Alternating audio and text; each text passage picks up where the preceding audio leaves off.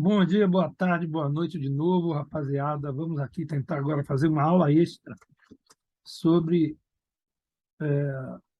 renda e lucro, que foi um assunto que nos foi retornado que vocês não entenderam muito bem. Eu acho muito bom retornarem essas coisas para a gente. O que é que falta? Uma explicação extra? O que é que a gente pode contribuir melhor? O que é que vocês podem, sei lá, até pensar diferente, achar outra coisa? Manda também, manda tudo, que é para a gente ver o que é que faz e manter um diálogo assim à distância como está, né? Mas eu vou, hoje, esmiuçar ou tentar melhorar a explicação sobre renda e lucro. Veja, gente, é, a economia, grosso modo, bem grosso, ela tem que produzir valor, coisas de valor, ou elementos de valor. E o ser humano, ele inventa a economia, né? A natureza não, os animais, eles não trabalham com essa ideia de economia. Eu não sei se eu posso dizer se o formigueiro inventou a economia, mas para isso eu teria que interpretar que o formigueiro faz isso de uma forma com algum tipo de planejamento. E o ser humano não, ele planeja. Então surge a produção de valor. Desde a pré-história, esse desenho que está aí é um desenho da pré-história. Eu tenho 4 seres humanos daqueles iniciais caçando com suas armas da época um animal, um herbívoro. Veja, a caçada vai render uma caça. E a gente tem aqui, ó, a renda. Inclusive, alguém lá espantando o urubu, para o urubu não chegar perto e não vir estragar o banquete. Então, a ideia de que a atividade humana rendeu aquilo, gerou aquele valor. O valor foi comida para todo mundo comeu, né? Então, a gente tem bem claramente a ideia de renda. E veja que renda é uma coisa que acompanha o ser humano desde os primórdios. Tá? O ser humano caça, produz, caça. E a caça é a renda. Aqui eu tenho um ser humano na pré-história ainda, mas já com lanças, não é? E não com pedras. Mas essa caça aqui, um rinoceronte, é também o que rendeu a atividade humana. Trabalho humano da caça rendeu um rinoceronte. Aqui eu tenho seres humanos, isso aqui é até contemporâneo, porque esses são Okentotes, um povo africano, né, caçando, e na caça, o que eles conseguirem produzir vai ser o rendimento da atividade deles. Aqui eu tenho outro grupo caçando um bicho um pouco maior, é um elefante. Vai render muita caça, muita riqueza. Mas essas caças, essas riquezas, são todas coletivas na pré-história, né? A atividade é coletiva e a renda é distribuída por todos. Então, é um rendimento de um trabalho coletivo que vai ter como consequência a divisão e a satisfação de todos os envolvidos. A definição de renda é mais fácil que a definição de lucro. Veja, a renda é o resultado direto do trabalho. É aquilo que rendeu o trabalho. Na verdade, a comunidade não lucrou o elefante caçado. O elefante não é um lucro, o elefante é uma renda. A renda é, é um valor, é melhor dizer valor do que dizer riqueza, é um valor gerado diretamente e diretamente quantificável a partir da atividade humana. Repitam essa minha fala várias vezes, se for necessário. Vou repetir ela de novo. A renda é o resultado direto e claramente mensurável do esforço e do trabalho humano. Não necessariamente a renda é dividida para todo mundo, como na pré-história, mas a renda continua sendo, ou na pré-história ou hoje, a mesma coisa. A renda é o resultado direto e claramente mensurável, medido. Todo mundo sabe o que uma atividade rendeu. A renda é fruto direto da atividade. Tem mais aqui, ó. Esquimós vão caçar uma baleia. Vai render uma baleia. Aqui eu já tenho o ser humano nos primórdios da agricultura.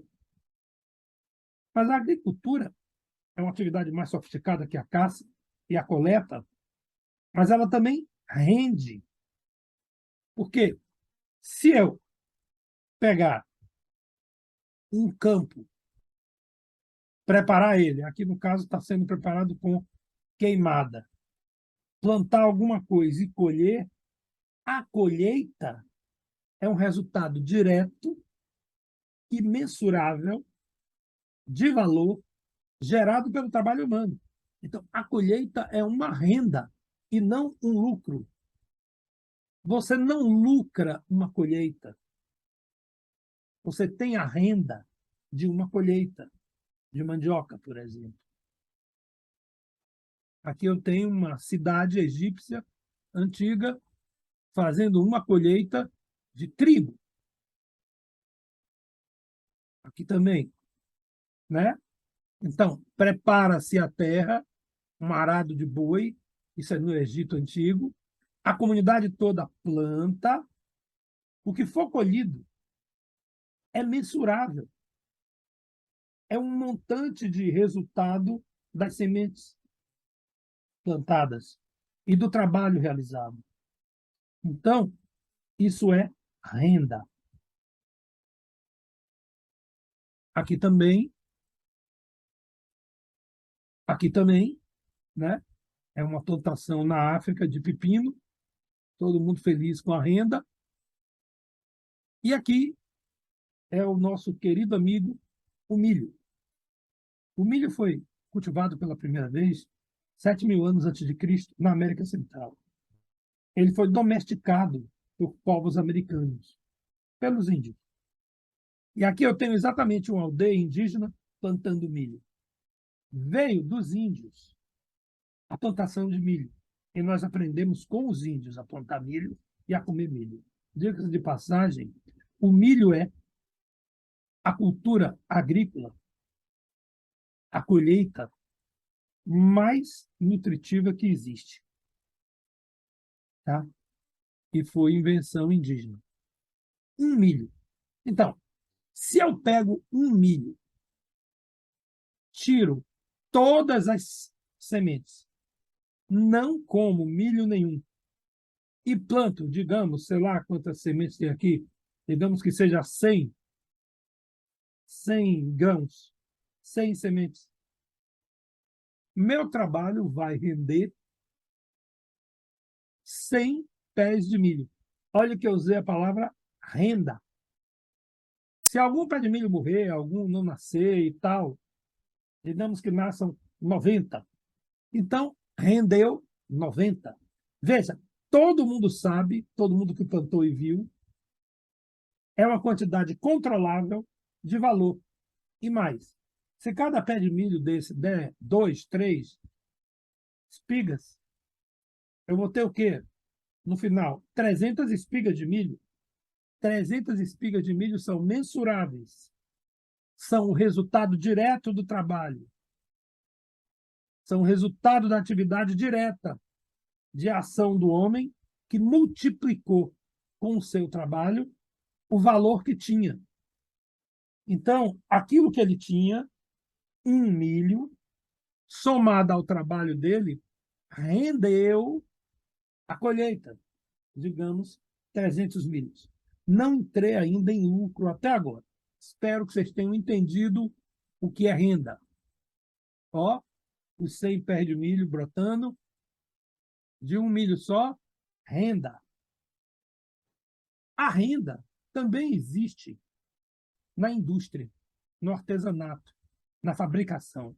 Porque aqui eu tenho couro. Aqui eu tenho... Espera aí que teve um probleminha aqui técnico. Então, o couro. Aqui agora eu tenho sola de sapato. Aqui agora eu tenho instrumentos, pregos, faca, coisas para trabalhar o couro, trabalhar a sola. Aqui eu tenho pregos, cordão, né, para poder fazer o sapato. E pronto. Então, veja só. Se eu tenho cordão, prego, ferramentas e couro, e com uma certa quantidade dessas coisas, digamos, 3 pedaços de couro, 100 pregos, uma caixa de ferramentas e 100 pares de cordão. E aí eu sou capaz de construir, sei lá, 100 sapatos. Isso é ainda renda. Porque o meu trabalho direto e mensurável, a quantidade X de material que eu tinha, que eu sabia qual era, mais a minha quantidade de trabalho, que eu também sei qual era, vai render 100 pares de sapatos. Agora eu vou explicar para vocês o que é lucro. Presta atenção. Se eu produzo 100 pares de sapato e levo para vender, tem um valor lá. Digamos que o par de sapato custa R$ 50. Então, a minha renda, o que rendeu o meu trabalho, foi R$ 50 vezes 100 pares de sapato que eu produzi, R$ 5.000. Não é isso? Isso é renda. Mas, digamos que eu, na próxima semana, use minha cabeça, minha mente, para elaborar, planejar, veja que só está em minha mente isso, e não na cabeça dos outros, um novo modelo de sapato, que use menos couro, menos prego, menos cordão. O meu trabalho é igual, mas usou menos, de maneira que eu, em vez de produzir 100 sapatos, eu produzi 200 com o mesmo material, sem dizer a ninguém, sem explicar o que eu fiz. O processo de fabricação é meu, interno. E eu só vou deixar para a comunidade o resultado. A comunidade não vai ver como eu produzi. Ao contrário de antes, que ela sabia todas as etapas da produção. Ou da plantação de milho, que eu planto 100 milhos e tenho 100 pés de milho. Eu fiz uma alteração no processo. Ou seja, eu otimizei o capital que eu tinha. Eu fiz o capital render mais. Eu capitalizei, eu usei o capitalismo. E o valor que eu vou gerar agora é lucro e não renda. Porque eu vou gerar um valor pela diferença entre o valor normal de mercado e o valor que eu agreguei no meu processo e que ninguém viu, ninguém sabe. Sou eu e meu processo. Então, quando o valor gerado é direto, mensurável, claro, é renda. Quando o valor gerado vem de uma otimização de um processo que eu controlo dentro da minha proposta de fabricação e produção, e eu gero com isso uma diferença de valor, porque, veja, eu vou vender o sapato pelos mesmos R$ 100 que eu venderia se tivesse tido a renda. E eu vou ganhar, em vez de 5 mil, 10 mil. Eu vou lucrar 5 mil, além dos 5 que normalmente eu renderia. Espero que esse exemplo tenha sido claro. E hoje em dia a coisa está mais complexa, porque pode fazer parte da minha produção o investimento que eu faço na Bolsa de Valores, ou na poupança, ou o pagamento que eu faço para um contador, ou um monte de outros elementos que eu agrego no valor da produção. Então, em vez de ser uma produção direta, como a do milho, que gerou renda, eu tenho uma produção que agrega um monte de elementos que outro produtor vai agregar diferente de outra forma e que, portanto, o valor gerado não é aberto, objetivo e claro para todos, porque o valor gerado vai ser o valor que eu consigo vender. Eu até escondo o meu custo, porque se alguém descobrir que meu custo é mais barato, vai dizer que eu podia vender mais barato e, portanto, eu vou lucrar menos. E na renda, não. Na renda, eu não escondo nada. Venda de ingressos para a partida de sábado. Já ultrapassamos os... Vou deixar isso aqui, viu? É porque apareceu aí uma voz, mas acho que não incomodou, não. Deu para perceber, gente, a diferença? É claro que isso se torna mais complexo, porque eu posso trabalhar o mesmo conceito de lucro e renda em venda de ingresso para um show, né? Em qualquer coisa. Mas, basicamente, renda é um resultado direto do trabalho humano. O lucro é um resultado indireto do processo envolvido no trabalho e de tudo que está envolvido no trabalho. E só se realiza no mercado. A renda não precisa do mercado para eu realizar. Se eu plantar 100 sementes de milho, mesmo que eu não vá para o mercado, rendeu 100 espigas de milho, 100 pés de milho. Mas se eu fizer o meu processo todo de produção do sapato, que eu inventei uma nova forma, e eu agora consigo produzir 300 sapatos com os mesmos recursos que antes eu produzia 100. Se eu não for para o mercado, o que é que adianta? Eu vou ter um monte de caixa de sapato aqui, mas eu só tenho 2 pés.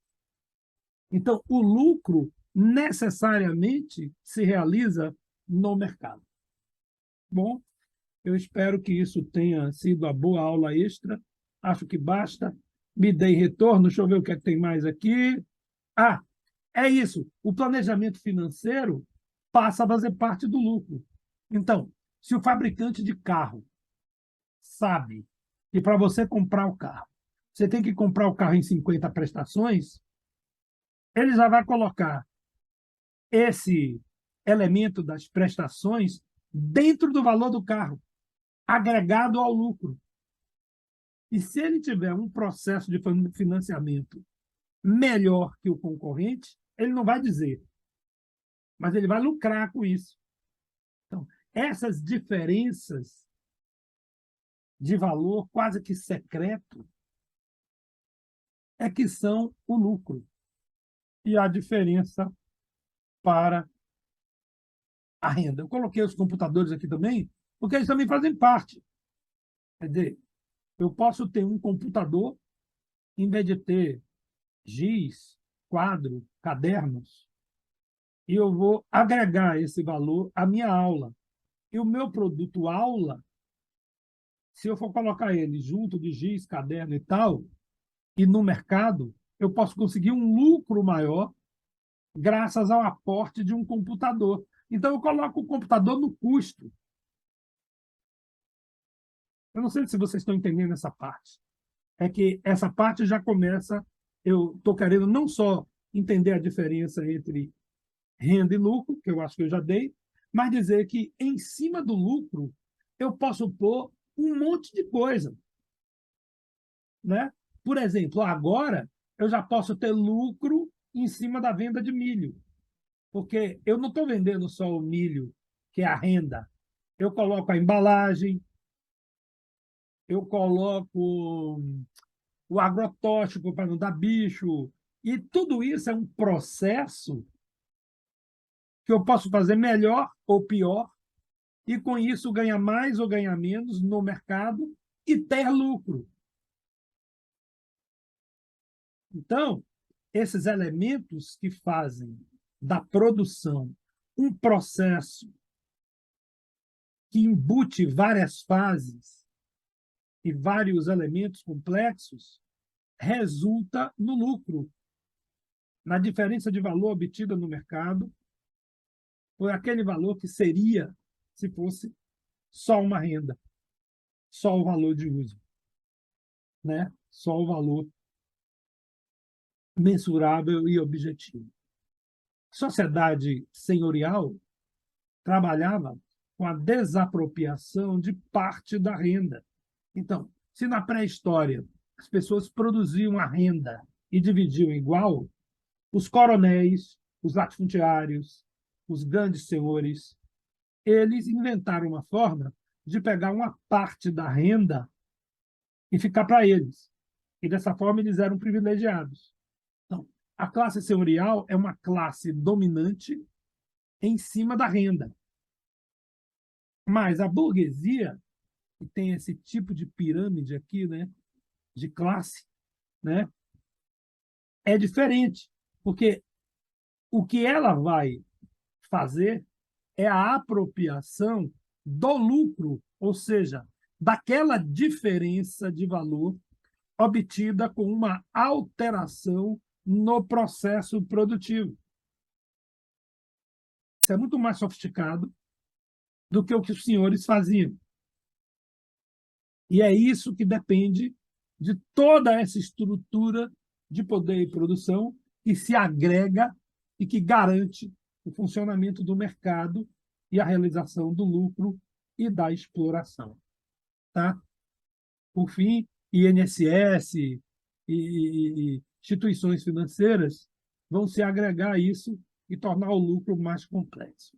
Eu espero que isso, essa aula extra, faça vocês entenderem o que é o lucro e a renda, mas se ainda assim tiver problema, me passem, porque eu acho que para o projeto redondo, para a gente conseguir enfrentar os desafios que tem e implantar o projeto redondo, a gente tem que entender o que é lucro e o que é renda, para poder a gente ver o que é que faz com isso, como socializar isso, como trabalhar isso. Tá bom? Um abraço, então, para vocês. Até a próxima.